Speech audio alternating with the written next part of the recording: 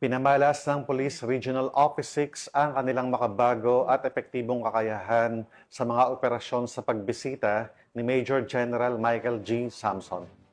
Na nagbigay diin sa kahalagahan ng modernisasyon sa mga hakbang laban sa krimen at seguridad. Magbabalita dyan si Patrolwoman Charmaine Balunsat.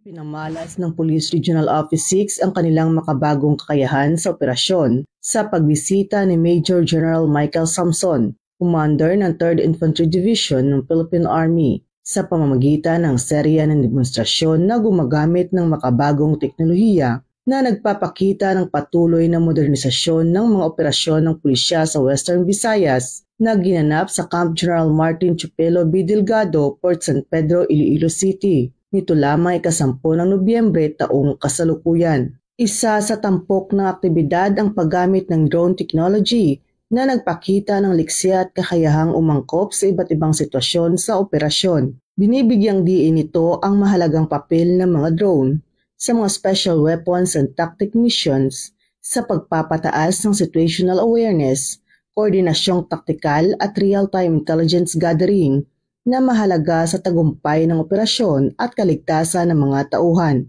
Ipinakita rin ng Police Regional Office 6 ang kanilang 5-minute response capability na patunay ng kanilang kahandaan sa agarang pagresponde sa anumang insidente o emerhensya. Ipinapakita nito ang kanilang matibay na pangako sa mabilis, organisado at epektibong pagtugon upang mapanatili ang kapayapaan at kaligtasan ng publiko. Sa kabuuan, ang aktibidad ay hindi lamang nagsilbing pagpapakita ng mga makabagong teknolohiya na ginagamit ng Police Regional Office 6, kundi naging daan din upang patatagin ang ugnayan at kooperasyon sa pagitan ng Philippine National Police at Armed Forces of the Philippines sa pagsulong ng kapayapaan, seguridad at kaayusan sa buong Western Visayas.